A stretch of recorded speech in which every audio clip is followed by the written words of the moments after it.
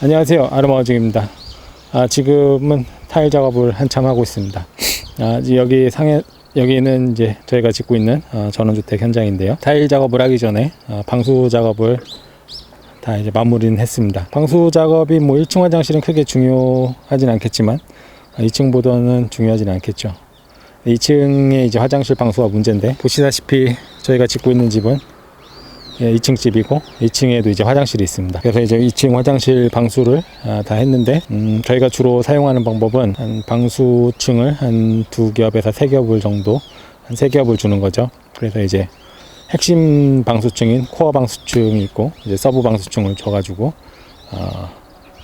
방수 작업을 합니다. 방수는 뭐 어떠한 특별한 매뉴얼이 있는 건 아니고, 사실 제가 봤을 때는 각자의 경험이 정말 큰 어떤 작용을 하는 것 같습니다. 저희가 지은 집 중에 한 5년 전에 지은 집에 이제 화장실 누수가 있어서 그때 이제 보수를 하면서 한 화장실을 싹 뜯어봤는데, 물은 정말 생각지도 못한 곳에서 누수가 발생하는 것 같습니다. 그래서 이제 그때 이후로 좀 방수층을 많이 둬가지고 한 2개나 3개 정도의 방수층을 형성을 하고 있습니다. 저희가 주로 쓰는 방수 방법은 한 방수층을 이제 2-3층을 주는 건데요. 저희가 쓰는 이제 핵심 방수층은, 코어 방수층은 이제 FRP 방수고, 그 위에 이제 FRP에 직접적으로 물이 닿는 것을 최대한 막기 위해서 그레이스나 이제 우레탄 방수를 하고 있습니다. 전에는 우레탄 방수를 많이 썼는데 요즘 들어서는 그레이스 방수를 주로 많이 쓰고, 그레이스 방수를 하면서 조이너 부분에 우레탄으로,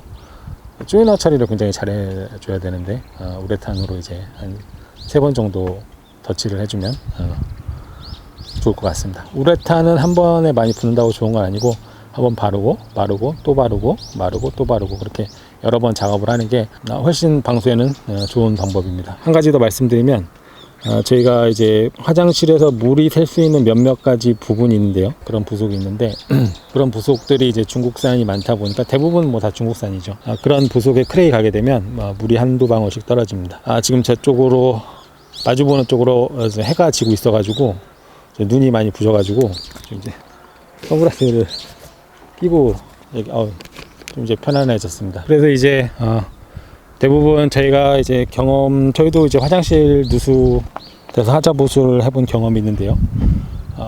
물을 새는 위치를 보면은 화장실로 올라오는 수도 라인과 이제 어떤 그 세면대랑 변기를 연결해주는 부속이 있습니다. 이제 수전엘보라는 부속이 있는데, 그 부속이 이제 중국산이 거의 다 뭐 중국산이죠.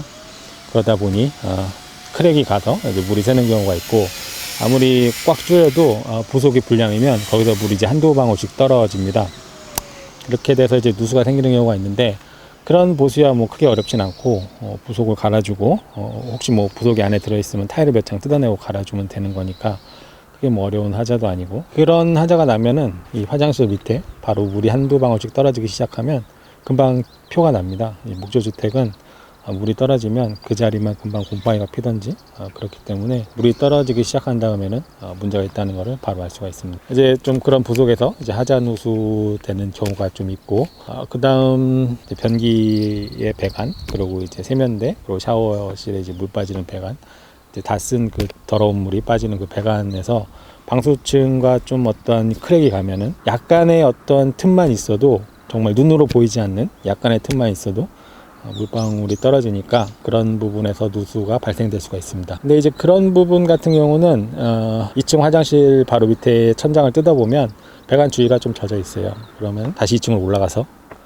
변기를 드러내고 도기를 드러내고, 아니면 뭐 그 물 빠지는 그 유가라고 하는데 그 부분을 드러낸 다음에 그 부분만 보수 작업을 해주면 되는데, 샤워물이 빠지는 그 유가 배관 같은 경우는 좀 많이 드러내서 어느 정도 방수층을 조금 넓게 해주는 게 좋습니다. 그 다음에 이제 좀 제일 문제가, 그럴 경우에는 방수층 자체가 되게 이제 좋지 않기 때문에, 기능을 못하기 때문에 여기저기서 물방울이 많이 떨어지겠죠.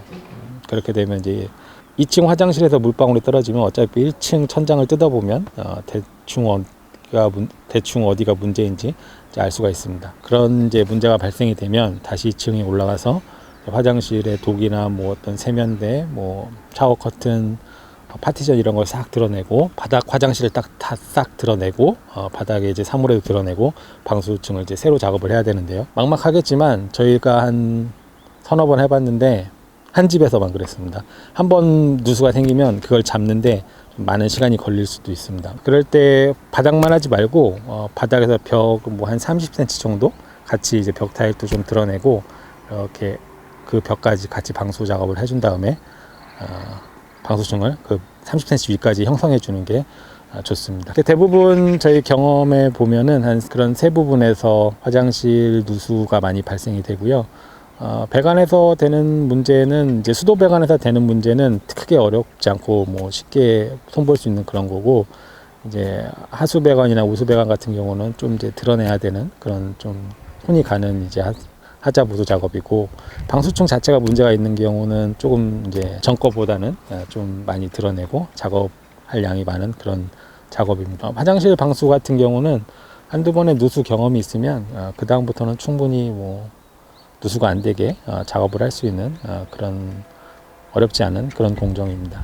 저희도 한 5년 전에 화장실 누수 이후로 뭐 지금까지는 이제 아무런 누수가 없이 작업을 하고 있는데요. 저희 나름대로 찾아봤을 때 최고 좋은 방법은 방수층을 한 2개나 3개 정도를 구성을 해주는 게 최고 좋은 것 같습니다. 그래서 첫 번째 방수층이 어느 정도 뭐 뚫려도 두 번째 방수층이 그걸 잡아주는 거고, 두 번째 방수층이 또 뚫려도 세 번째 이제 핵심 방수층인 코어 방수층을 구성을 해가지고 물이 이제 침투가 안 하게 그렇게 합니다. 저희가 코어 방수층으로 시공하고 있는 FRP 같은 경우는 2층 플로어 합판에다가 바로 하는 건 좋지 않고요. 저희는 이제 시멘트 보드를 하고 그리고 코킹을 하고 그리고 그 위에 하고 있습니다. 왜 그러냐면 합판은 아무래도 수축 팽창이 조금이라도 있기 때문에 그런 미묘한 흔들림을 잡아주기 위해서 시멘트 보드를 한번 하고, 이음매는 이제 우레탄 코킹을 하고, 코킹이 이제 다 마르면 FRP를 시공을 합니다. FRP를 시공을 할 때는 이제 이중 배관을 해주는 게, 아까 제가 말씀드린 배관에서 누수가 될 수 있는 것도 좀 잡아줄 수가 있는데요. 이중 배관이라는 건 뭐 크게 어려운 건 아니고, 밑에서 대부분 변기 배관이 이제 100파이짜리 파이프가 올라오는데, 화장실 바닥에서는 조금 더 큰 이제 부속을 써가지고 레두샤라고 하는데, 뭐 100에서 120짜리 써서 위에는 이제 120짜리 파이가 생기게 해준 다음에 FRP를 120 안까지 감아 놓으면은 FRP 두께가 있기 때문에 그 파이가 다시 한 100mm보다 조금 더 크게 됩니다. 다시 이제 그 FRP 위에다가 이제 100mm 파이프를 꽂아 놓으면은 FRP가 배관을 감은 게 아니라 안쪽으로 감아 있기 때문에 물이 배관에서 샌다고 해도 FRP 바닥으로 떨어져서 그 FRP를 따라서 파이프 안으로 들어가게 돼 있는 구조입니다.